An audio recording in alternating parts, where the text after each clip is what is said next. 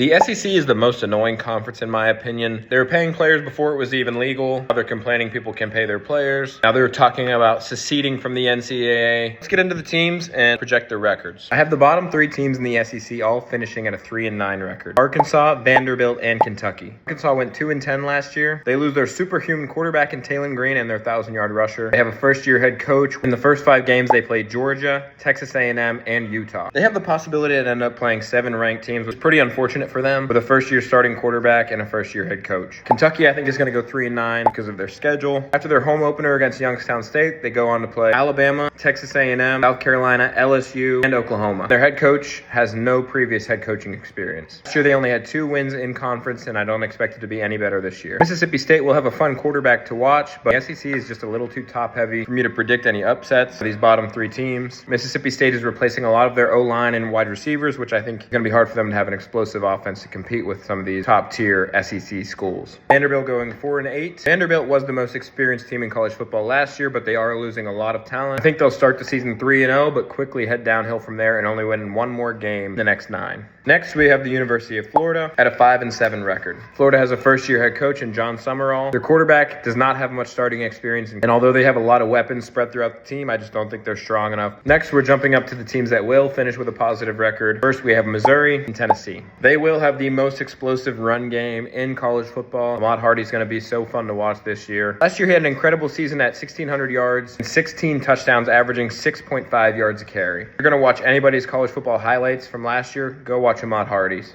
Tennessee did end up going 8-4 last year, but I think they're going to drop a game. Although they have one of the toughest stadiums to play at, they do face really tough teams at home, like Texas, Auburn, Alabama, and LSU. I think they could lose all 4 of those. They're one of the least experienced teams in the SEC, and I think that's going to be their downfall. My 8-4 teams are South Carolina and LSU. LSU adds Sam Leavitt and Lane Kiffin, who I think could work really well together. He'll have the best offensive line he's had in college football, and a defense that should hold teams below 23 points a game. Will they be an 8-4 team, or will they be a title contender? I'm pretty high on South Carolina, which may be a surprise to you guys. I like their tough, gritty quarterback, Lenora Sellers. Not only can he stand in the pocket and make throws, but he ran for over 600 yards last year, which is so important in college football. They only won 4 games last year. I think they're going to double that this year. I think they'll start 5-1 with an easier schedule up front, and then manage to squeeze out 3 in conference wins. I think the most surprising team I have predicted this year is Auburn at 9-3. I also have A&M, Ole Miss, Oklahoma, and Alabama finishing at 9-3. Last year, Auburn only won 5 games, and their win total is projected 6.5. I think they're going to start 5-0. I love their quarterback in Byron Brown. He's one of the most exciting players to watch in college football. Last year, they didn't win any tough game, but they lost 6 by 1 possession. Their secondary is going to be incredible this year. They should have at least a 10-point per game differential by the end of the season. I have Texas A&M at 9-3. Marcel Reed is so fun to watch. Mike Elko runs one of the toughest defenses to score against. I think they're going to start off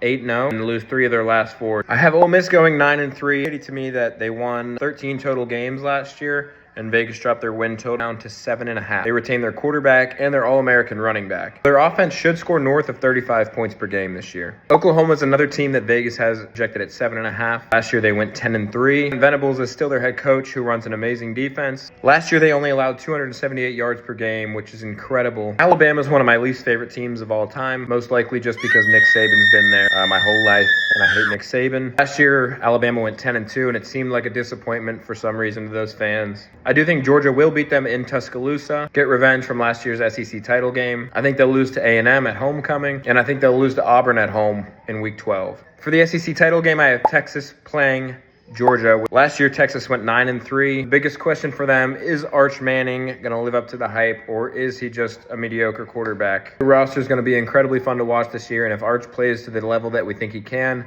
they have a chance of going 12-0. I have them losing at home to Ohio State and at LSU late in the season. Georgia is my SEC champion, and their schedule is pretty easy for being an SEC school. Their toughest games are going to be home against Oklahoma, at Alabama, home against Auburn, at Ole Miss. Definitely all winnable games for them. Their defense might hold teams under 17 points a game. Last year, they didn't drop the game to Alabama. They would have gone undefeated. I think they get it done this year. Let me know what you guys think in the comments. Is Georgia going undefeated and winning the SEC title?